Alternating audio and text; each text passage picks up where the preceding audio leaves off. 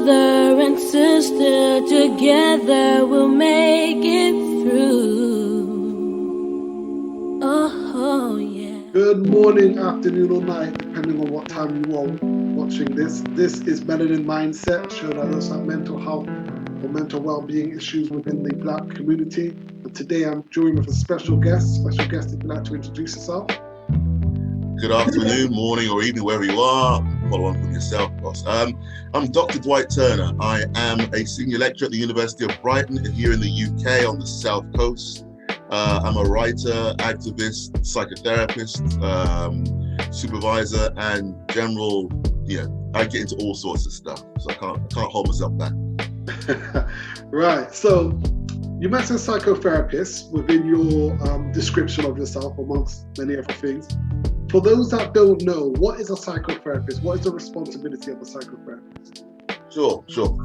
Well, psychotherapy, all we actually do is we help people with their mental health issues. So, for example, it could be anything from, let's say you've had a breakup with a partner or something like that, and you're struggling to manage and hold and contain the emotions of that breakup. Then what you might do is seek out a counsellor or a psychotherapist who's there to help contain and help you just to manage that transition between being in a relationship to actually transitioning out.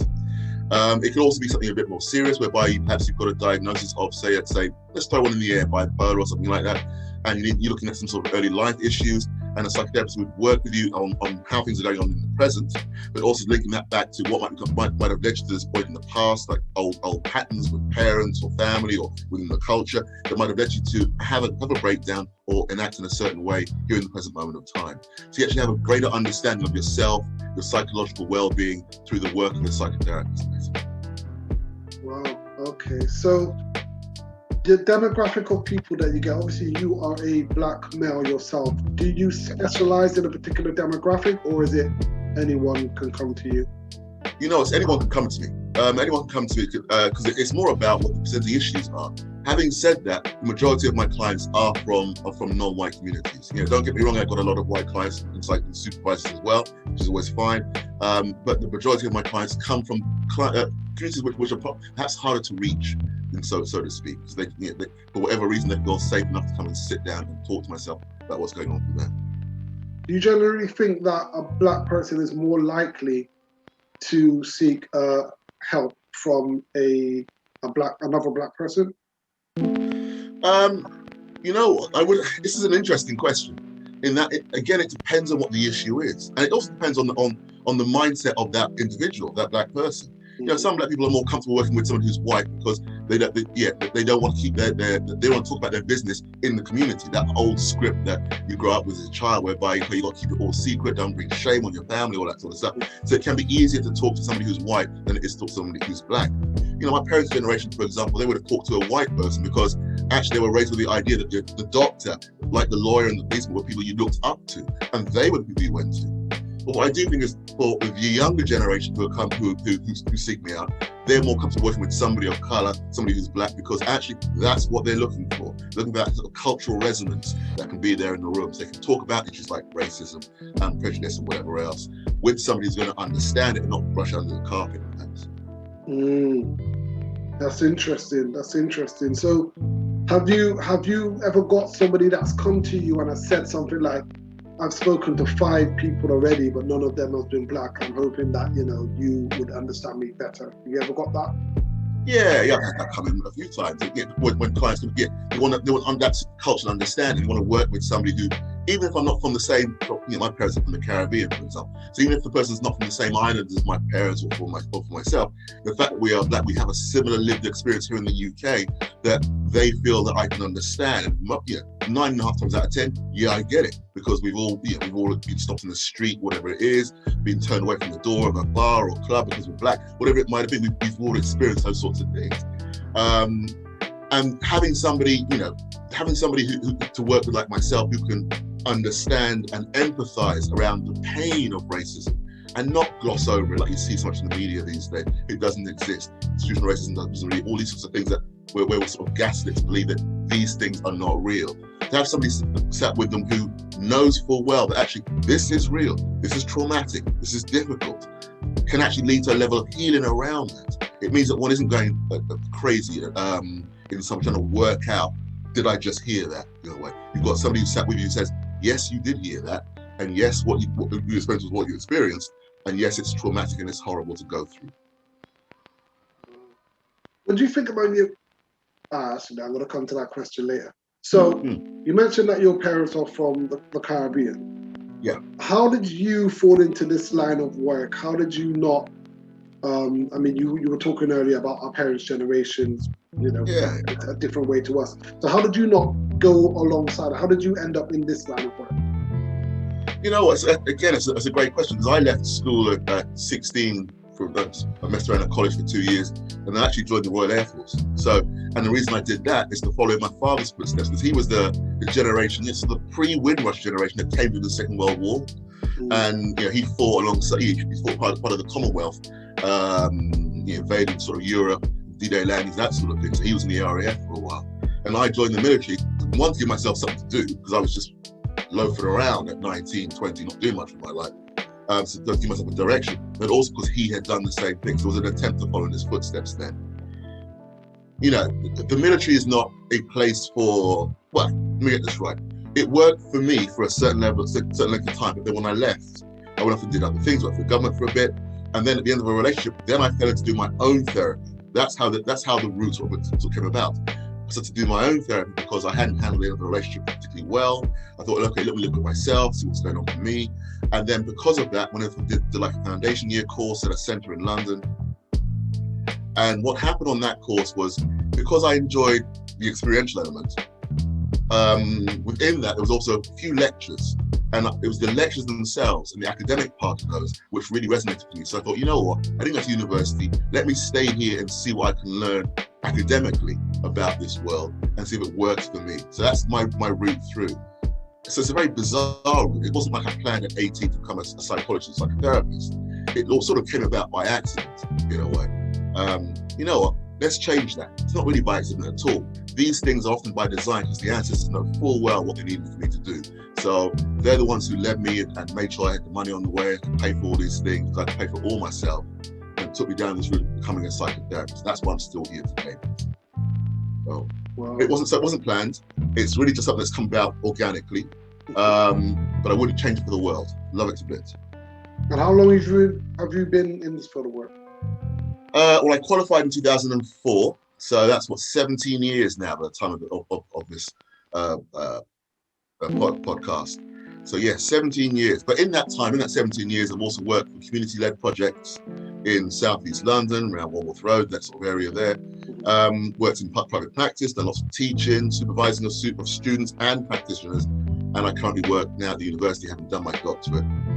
Finished my doctorate at the age of 47. So whatever age you are watching this, yeah, it's never too late to take on something like psychotherapy, however far you go. Where did you grow up? West London. I'm a Fulham boy, born and raised. My parents still live over there in West London, near West Kensington, around that way. My dad bought a place there back in the 1950s, and he still lives in the same old house to this day. I don't know how he's managed it. It's like one of those things where, with hindsight, he made a pretty good investment back then and never sold it, never moved away. So I'm a West London boy, born and raised. Lived all over the country, lived abroad as well for a time, and now I live on the south coast, keeping myself out of mischief's way, basically, not too far from the sea. Okay. And how, I mean, your upbringing, if you don't mind, so you're from West London. Yeah. So a lot of times I hear, I'm not from London, right? I'm from Bristol. A lot of times I hear about London, I hear you've got North London, which could be a bit rough. You've got South London, which is described as like extremely like the roughest, I guess. East London, but West London is always, from my understanding, is the more posher, sort of more fashion side of things. It's that Fulham, Chelsea, that sort of side of London. So, what was your upbringing like? Was it like that? Not really, because you have to remember because I grew up in the 70s in London, in West London, and back then, although you can say Chelsea now, it's Chelsea. It's and it always had that sort of, Kings Road, whatever else, always had that sort of atmosphere around it. It's a bit more posh. But then you also had around Chelsea football ground back in those days was a real working class ground. the market, the North End Road market's right around the corner from there. Again, a real sort of working class environment. It wasn't anywhere near how it is these days. With all the money that's gone into that area from abroad in those communities. But you know, like football club's not actually in Chelsea, is it? It's in Fulham, isn't it? If I'm correct. Yeah, it's in Fulham. Yeah, it's in Fulham. So it's just down the road. It's off Fulham Road, isn't it? If I remember rightly. So it's not. Yeah, you're quite right. But even that whole area around the football stadium, around the station there, was pretty run down when I was growing up. And so on. And now it's you've got hotels and everything else around there, and still some pockets of estates in that area as well. You know, up to a few years ago, I used to live on the Fulham Palace Road near Charing Cross Hospital, which is not too far from where I was born and raised. And again, when I was growing up around there, some of my uncles and aunts used to live in that area because it was cheap housing. It's remember post the war, some of these places were sat there for ages, and it was minorities that moved into them. And actually, then minorities moved in. Then there was the regentrification of those areas that came in like the 70s and 80s, and the selling on of council places, which meant lots of minorities moved out and lots of people with money moved back in. That makes sense. Perfect example, when we think about Notting Hill Gate. You have a carnival which is set up there back in the 1960s or 70s, can't remember when it would have been, from the working class minority groups of that time. Now, you've got, you can't buy, unless you're living on an estate, you can't get in there at all because the price of the areas around it's just gone through the roof. So, although there were always pockets of the middle classes in those areas, I think what's happened is the working class have been squeezed well out from that. People who live around the corner from us when I was growing up, who moved out to Ealing and now live way on the outskirts of London because again, they can't afford to move further in. So you're not wrong. Now it is, but back then, we're talking the post-war years. It was still pretty working class. And you spoke about clients coming in and being able to, feel like that you will understand where they're coming from in regards to like racism. So did you suffer any racism growing up? Of course. Yeah, of course. Again, 1970s London, 1980s London. When I went to school, you're that first generation born in this country who are you've got teachers who haven't really taught, I'm not going to say black Asian kids, and the level of racism and the level of passive racism that comes in was enormous back in them days. Like I said, I left school at 16. Now, don't get me wrong, I had a great primary school time because I had teachers there who had a great deal of respect for me and me for them. I learned an awful lot. But I really struggled at secondary school because I was studying alongside a lot of teachers who just didn't like me or just didn't, they just didn't get what it was like for me to be a black person in a mainly white area, trying to struggle to get through back in those days. So yeah, there's a lot of racism at school, which meant I just lost all interest. Left at 16, went off to college, messed around. And it's interesting. I still get letters from my old school saying, okay, what are you doing right now? And you want to let us know whatever else. I'm like, well, I'm not letting anybody know because back then you didn't really give a damn about anything I was doing right then. But now I'm quite proud of the fact I'm a doctor working in academia and do what I can do for the next generation of black students that comes through. Alongside that, Stop and Search has been around for such a long time. It's sickening to see the regular justification for its continued existence. I remember being stopped and searched many times around West London. Even though we're from West London, it wasn't like we didn't get stopped by the police because there'd been an incident nearby and somebody who looked like you was supposed to have been, and you come from school, so you just keep your mouth shut, you open your bag, you let you get on with it, you go about your business. But some of the most amusing ones were, even though one of my mates, I used to hang around with lots of the local kids when I was growing up, clubbing and whatever else, and mixture of white, black and Asian. Didn't really care, we all hung out together. And one of my mates had a Morris Minor car, which he souped up because his brothers were like mechanics and stuff like that. We used to tear around London in this thing. And we were always getting stopped and pulled over. It was a regular thing. We used to get stopped. We used to pile out the car before the policeman said, get out of the car. And just so they could search the car, we all get back in the car and about our business. So this got so silly at some points. We wanted to be in Manchester. We got stopped by the police in Manchester. We piled out the car. The police are like, "What are you getting out of the car for?" We're like, "Because I don't want to get out of the car." I said, "Well, no. That's all right. We're just here to see what, check over the car. We haven't told you to do anything. Don't worry about it." And we said, "Well, we're from London." And the policeman said, "Okay, I get it now. You're used to London ways of doing things." So yeah. And actually that was one of the better experiences of the police, but that had to come from outside London, if that makes sense. So these weren't easy times back then.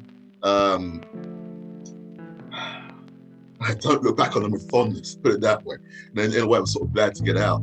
But yeah, they were tough. They were hard times. I want to talk about your website, and I want to talk about your book as well. So on your website, you have blogs, and the latest blog that I could see that I was looking at was the Shaking Off the Shackles of Adapted Black Masculinity. So talk to me a little bit about that. What does that mean? What does that mean? Yeah, I know. It's taken from the title alone. Well, look at it this way. We're sitting here talking as two black men on an afternoon here in the UK, and we can relate. Hopefully on a level, and that's cool. But I know from my own experience, as soon as I leave this home that I'm sat in right now and enter a white environment, I've got to adapt myself to that environment for a few reasons. One, so that I appear non-threatening, which might be one reason. Another one, so that I don't. Well, there are many. Appearing non-threatening is one of the biggest ones, to be honest. But also you learn. It's like code. What they call it, code switching. Code switching. Whereby you adapt yourself in order to fit in with the perceived narrative that the majority needs you to be to hold. So get non-threatening. Don't be too black, too loud, too gregarious. You have too much jokes, whatever else. You whiten up blackness. The problem with that, though, is psychologically that's really damaging for persons of difference. Let's stick with the black people. For black people, that's a hard thing to have to do day after day after day. And that's why sometimes we just don't want to leave. We're happy being at home with our friends and families, having a laugh, whatever else. We just be ourselves. We can breathe. The thing about being a black man as well is there are added layers of that. From colonialism, from slavery, being a black male and standing one's full masculinity has often been seen as really quite threatening. For white people, and in particular, for white people, let's just stay with that, because for white men, there's a challenge to their masculinity which seems to come up. For white women, there's obviously that element of being afraid of the projected white man as being some sort of sexualized beast or whatever that might be. So we have to hold those projections from the majority. What I should say about that, when I say projections, those are parts of our culture which are not about us, they're about somebody else and their inability to own their own darker side, if that makes sense. But in having to hold that, what we end up doing is we lose ourselves in some way. Now, the part of the reason why I even just wrote that blog, it's only like 1,500 words long, so it's not particularly long, is that it's important for us to be ourselves. Like you're sitting there wearing a Melanin t-shirt for this round of the podcast, and I think the thing about t-shirts, people don't understand this, is actually t-shirts, clothes, are a real symbol of rebellion and revolution, if you think of it that way around. For those who are feminists, the suffragettes wore white blouses, for example, because that was their uniform, that uniform that they chose in their fight against patriarchy. And for people of color, I always wear a t-shirt with a logo on it. Today it's like a Spike Lee one because I love the movies, whatever else. But they speak of a different way of seeing blackness and of a revolution that needs to happen within the culture. And I love all those sorts of things. So, I'm sure where I was going with that. There's an element of, I forgot where it's going with the question, with the answer in a way. There's an element of standing in one's own power, if that makes sense. That will threaten whiteness, that will threaten white masculinity, white femininity. But that's not my problem, ultimately. That's for them to learn from. The other thing I would say about it is things like race, which are social constructs, they're not constructed in singularities. They're constructed by whiteness to identify itself against, ultimately. So therefore, when a person of color, when a black person stands up and says, this is who I am, and shakes off that adaptation, that sense that this is not, you're not going to tell me who I am, then of course it will challenge white identity. Again, it's not my problem. And it's for allies, I'm sure there'll be some watching this podcast, for example, to work out who they are in this new unadapted world for themselves. If that makes sense. Because there's a change that they need to go through too in order to be an ally. Well, that's deep. That's deep. When you write these blogs, what do you have any sort of routines before you write them? Is it impulsive, or is it something that it's a period of time and then you start to make notes and then you turn it into something, or how does it work? You know what? It's both in an interesting way.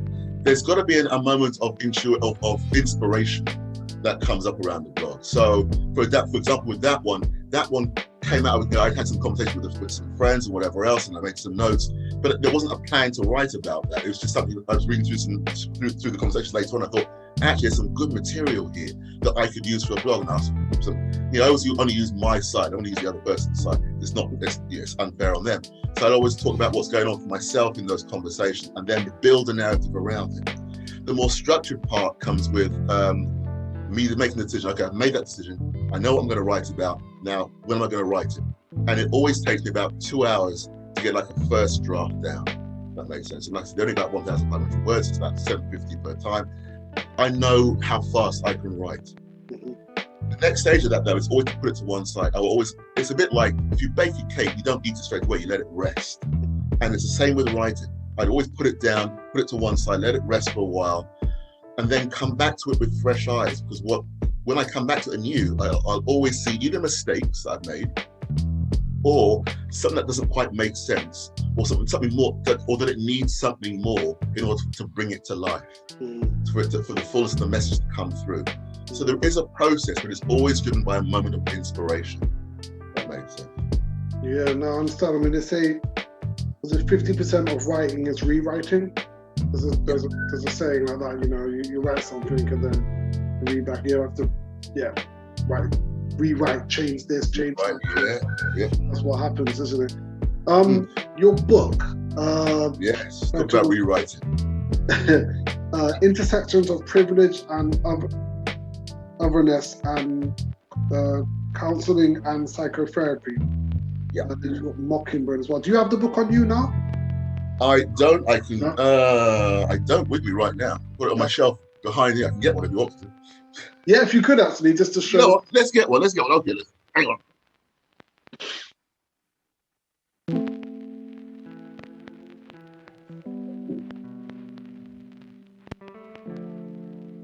Right. Brilliant. When did you start writing this book, and when did it get published? I started writing this. It's literally. I started writing it in 2018. June 2018. This book started coming to being, and there was a plan.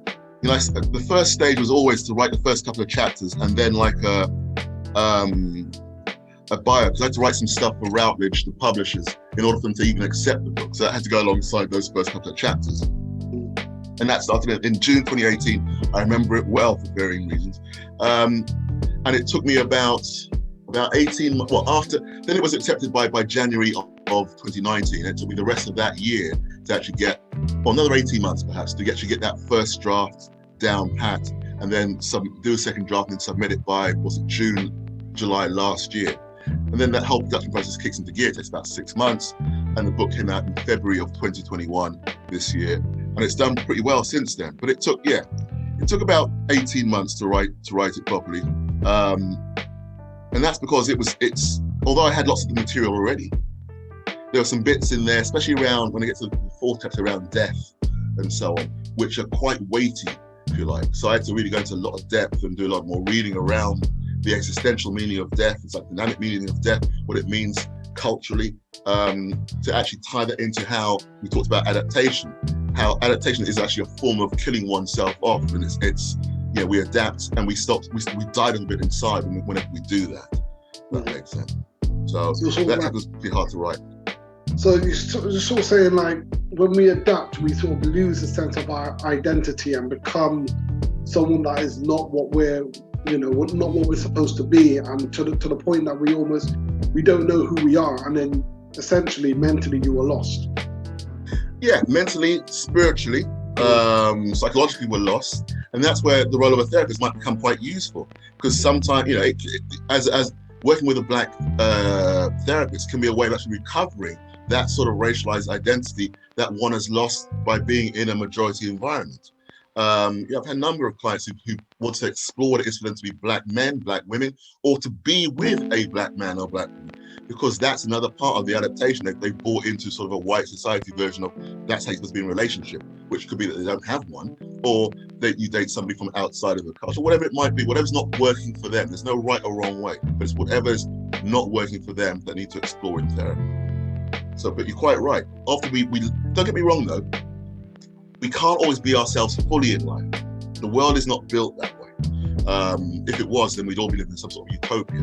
We all adapt to certain circumstances at given moments in time. Mm-hmm. It's when those adaptations are forced upon us from without, be it literally or even that we're just encouraged over time, years, decades, to be a certain way, that these things then can become quite, like the shackles of psychological slavery, is to borrow from Akbar's book title. They can become like things that bind us into ways of being that we just can't grow from. Wow, that is deep. That is deep. So, going back to the book. Yeah.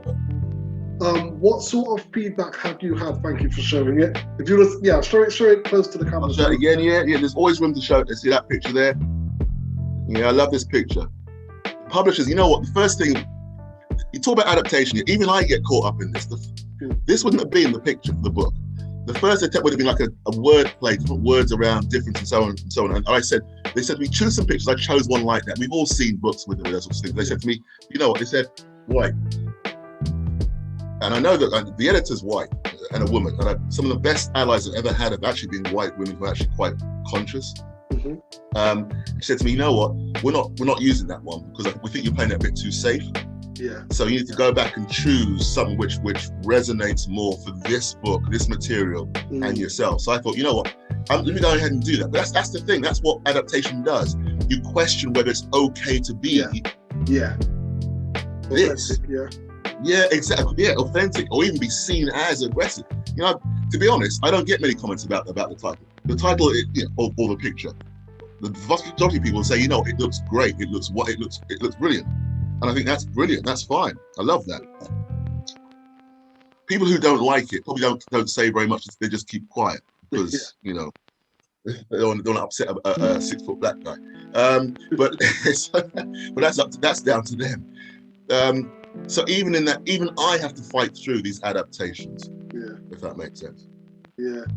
So the feedback. I mean, it's been since February, right? So what's that? About 5 months. 6 months now, yeah. And where can this book be purchased from? Well, you can get it from Routledge, direct from publishers. They have it on the website there. Or you can get it from Amazon. If you want to give Jeff Bezos some more of your money, it will arrive in 24 hours, 36 hours, something like that. Nothing wrong with that. Or any bookstore will order it for you. If you can't afford it, because it's not the cheapest book in the world, what you can do is ask your library to order it in. Because if you're in a university campus, get them to get a copy in, please. Because I think this is sort of book that's not just for therapists and psychologists. I've had social workers and just regular general public just reading this book and thinking, you know what, I can resonate with that. Because there are loads of stories in there, not just from a black perspective, but also about LGBTQIA perspectives, feminist angles, disability.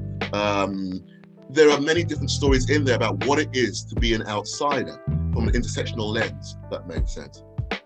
So for me, this is the sort of book that should be in the majority of university libraries around the country for students to actually delve in and read about and quote from. Please quote from it to your heart's content. So you said you work at the University of Durham, was it? Oh, no, Brighton, not Brighton. Brighton, sorry, my apologies. Different part of the country. So what is that like? What is an average day in the life of Dr. Dwight Turner when you're at university? Students coming to you.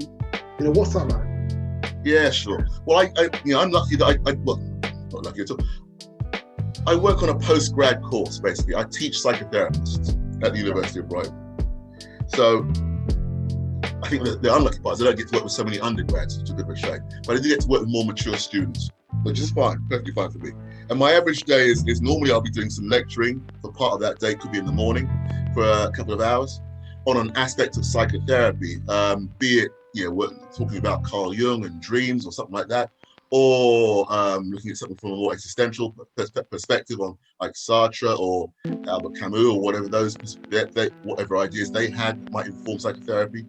Then I've got some lesson planning and stuff to do normally as part of that day.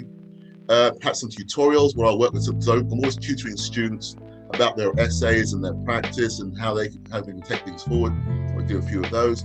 But I always try and find at least an hour a day just to sit in silence and just write as well. So that becomes a part of my day. And it's not just the fact I'm producing something, it's also the fact I just want to be, it's quite meditative to me writing. So I quite like going back into myself, just sitting and being quiet, right, for an hour, either in my office or in the library. So my day's fairly mixed when I'm at the university, and I like that mixture of things. How has it been, obviously, the past, year and a half now, you've been in this global pandemic. How has that been for you? Well, you know what, when this all hit, the instant thing was, okay, how are we gonna run our courses online? Yeah. And we ended up using Microsoft Teams, and actually things went far smoother than maybe they had any right to go from myself and my team.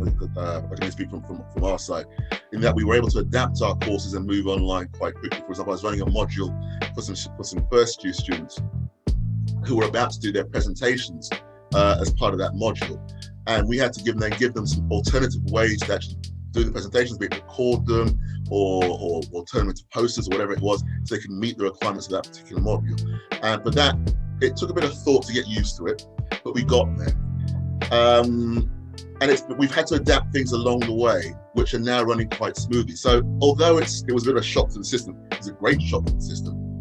It's actually gone fairly well working online within academia. I think the major area where it's changed things dramatically for myself is actually my private practice as a psychotherapist, where beforehand I was seeing all my clients face to face, maybe like one or two online because they live abroad. And I think the aim will be going ahead is more of a split. Having realized that actually working online works for myself, and I can do that, doing a lot more work online because my reach for clients stretches out around the country now. And perhaps doing a day or a half a day if not in London, then perhaps down here on the South Coast somewhere. I haven't decided where that's going to be as yet, but changing my practice accordingly, if that makes sense. So it matches the current environment. I can't see us as psychotherapists going back to doing just purely face-to-face work all the time. Not all of us. I think some of us are going to change our practices around. I think it's impacted a lot of businesses as well, and companies in that way, realizing that productivity hasn't even changed from people working at home to people working in the office. So I think moving forward, a lot of companies will give people the options, or they might prefer people to work at home money on electricity or something. I don't know, but I see there's a lot of adapting to the circumstances that we're in. What people, it's funny how fast though we can adapt, and how quickly we just get on with it when we know that we need to. Yeah, I think you're quite right. It is astonishing. I think it's the wonder of being a human being. We can adapt to things really quite quickly. That's the intuitive part. Okay, how am I going to make this work? And we literally make leaps and then spread that information out, and we all start to do similar sorts of things. Doesn't work for everybody. Some people will resist. We've all heard the stories about people wanting to go back to how it was pre-pandemic. You've got governments who want things to turn back to how they were beforehand because, you just mentioned like businesses having people working from home, so they've saved money, whatever else. The problem with that knock-on effect is then how do the electricity companies and energy companies then make their money, and so on. how the rented space that these companies have, do they need as much space? They're going to give some of that back. So you end up with like an economic shortfall somewhere along the way, which has to be paid for. Now, the longer I can resist getting drawn back into the hamster wheel of all this, the better for myself. But I'm not sure. I think this is the sort of thing that over the next 10, 15 years, we're going to see the kickback on, or the real impact or the real economic impact of the pandemic, if that makes sense. Yeah, no, I totally agree. Talking about you as a lecturer, talking about you as someone at a university, I want to ask, have you ever been challenged by a student or even by staff on anything, any challenged on some of your lectures or books or blogs or anything like that? At the university, no, not really. I have, I'll tell you when it comes up. Sometimes I get former colleagues challenging me on some stuff that I've written. And I'm aware that my power lead's about to run out. Can you pause 1 second? Hang on. Okay. I was saying, I've been challenged by former colleagues, but I tell you what happens in those sort of challenges. Often, what will come up is an acting out. Like I said earlier on, the fact that I'm standing up and talking about, for example, intersectionality in the book, or blackness, or whatever it is to be an outsider or the other, will obviously challenge those who have fixed their identities in place around that, if that makes sense. They know who they are because they are not black, because they are not disabled, because they are not LGBTQIA, whatever it might be. So as soon as they get somebody of difference speaking up, that challenges them. That's not my problem again. But those are the ones where I will get some sort of kickback around this. Makes sense. So, I had a message come in just the other day from somebody who criticized me for they said I was trying to create some sort of racialized or racial race war, and I should have been bringing people together. Now I actually don't know where this woman got the idea from. I don't know what she'd read or whatever else, but I just told the person, okay, don't send me a message like that ever again. At which point they apologized and they haven't sent me anything ever since then. But those are sort of little just jabs that will come in from time to time. Well, see, another one is... Sorry, no, carry on. No, you're probably going to say the same sort of thing as me. I think another element of this, it can be envy, because I'm sitting here as a black academic who's, I've come up from West London, military, whatever else, and I'm now sitting working at the University of Brighton. I'm very fortunate. I'm blessed in some ways. But what I also get is lots of envy because that's what I've done. And often from people who have believed for whatever reason that this is the thing about difference. People believe difference is not just about we're on the same level, but we are different. It's that I am different to you and I am better than you at the same time. So when that other person steps up and says, well, actually, this is who I am, and you rise up the ladder, that threatens something in them. So there's an attempt to actually either put that person down, denigrate, whatever it might be. And I've had those sort of moments. Not so much these days. There are always flashpoints. When I started my doctorate, for example, the number of people who critiqued, who felt they needed to critique what I was doing because they knew better was quite amazing. All I did was just kept quiet and kept on going. The most bizarre thing about some of those people was they ended up doing doctorates further down the line themselves. So it's really just driven by envy in some ways. I think like a lot of the times, as you were mentioning earlier, that about us being almost afraid to be authentic or afraid of basically of offending people. So when you get emails like that, or you're trying to start a race war, I look at things like that as little tests or challenges. And it's almost like they're basically trying to stop your growth. It's like if somebody gets accused of being racist, they've clearly been racist, right? They know they are, and you've challenged them, and and they turn around and go, "Are you calling me racist?" And it's almost like they've switched it. They have become the victim, and now they're making it seem like you're the aggressor. And they'll say, "Are you calling me racist?" And a lot of black people, will be like, "No," and back down. And that's their way of shutting you up. That's their way of basically taking away the one little bit of power that you had, or the courage that you had to challenge them. They take that away. And what we need to do is be able to be bold and say, yes, I am. Yes, I am. I'm challenging you on your BS. I'm calling you out on the wrongdoings that you're doing right now. What do you plan to do about it, you know? But yeah, I've like you said, those sort of emails that you get, that's how I see them. I see them, and like you rightly said, jealousy as well. You know, because people will be envious of your growth as well. You know, because they'll see you and, okay, so how has he got this platform, or how has he managed to write a book?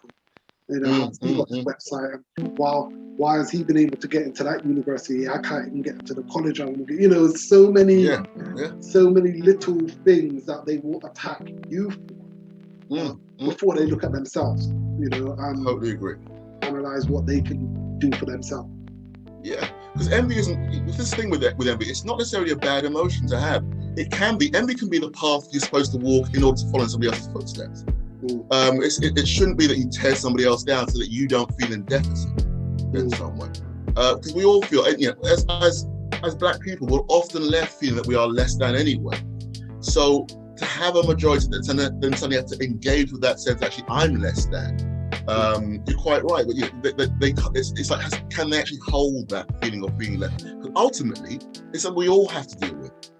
But the problem with it is, when you've been told that you're better than, one combines the whole, it's like a form of narcissism, one combines the idea that one is special.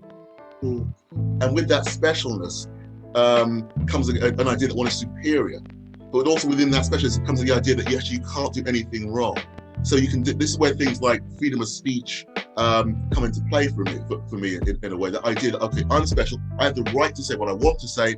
I don't really care if you're offended or not. So I'm gonna do whatever I do. So if you challenge on that, the idea of specialness is challenged as well, and it can be quite. It's like popping a bubble. It can shatter a person's ego in the same way. If that makes sense. And I think some people, hence why they push it back, you calling me racist, and then push that back, is a way of trying to reinforce that sense that actually, you know what, I'm special, I'm perfect, I can't do anything, I can't possibly be racist, I can't possibly be sexist or homophobic, I'm special. Whereas the reality for all of us is that we all hold elements of all those elements and many more. All the isms and the obvious, we all walk with them. Unless you're willing to walk through them and learn about yourself within them, then you can't grow. Absolutely, fantastic. Thank you. We're gonna. I'm bringing it to a close now. I just want to ask you, going forward. So, it's a chance for you to plug yourself. Right? So, the book that you've wrote, is this your first book? Yep, it's the first book. I will hold it up one more time. Intersections of Privilege and Otherness in Counselling and Psychotherapy. Yes, go and get me leaning around the side. Go and buy it to your heart's content. Have a good read. It's my first book. I'm hoping there'll be other books. Okay. I've written loads of blogs and articles as well. They're all on my website and so on. I'm forever doing. It's on www.dwightturnercounselling.co.uk. So all the blogs and articles are there. There are links as well to presentations that I've done elsewhere for different universities and colleges and centres if you want to know a bit more about myself. And please follow me on Twitter. If you want to know what I'm up to, my Facebook page is one avenue, but my Twitter feed, I'm always doing something on there for some bizarre reason. And my handle is at dturner300. It's at dturner300 on Twitter. Please follow me if you want to. And send me a little note, say hello. I'm always welcoming people to say hello to me. Not a problem at all. Brilliant. And just to bring it to a close, what advice do you have for students or people who are interested in the same field of work as yourself? Well, in a way, we sort of touched on it. Be authentically yourself. The struggle between being authentic and being adaptable in an organization or institute is normal. But the more we can be authentic and bring our own voice to the table, the better for us psychologically, and also the better for the institutions we're working within as well, because they learn something too and having a different perspective. It might mean, though, that you have to risk confrontation or challenge, at which point get support from allies, from other organizations, especially ones of color. Get some support along the way. but try and be yourselves as much as possible, because that's ultimately what's going to help you in all these organizations. Fantastic. Well, it's been a pleasure speaking to you today. I want to thank you for your time. I want to thank you for your insight. Thank you for your knowledge and your education that you have passed on to myself and everyone listening. I want to wish you all the best for the future. I'm going to try and get that book as well. All right. So I want to give myself a little good read. And, if you write anything in the future as well, I look forward to seeing that. All right. Definitely. Thank you very much. Take care. Brilliant. So once again, thank you. And to all those that have been watching, good morning, good afternoon, or good night. Take care. Peace.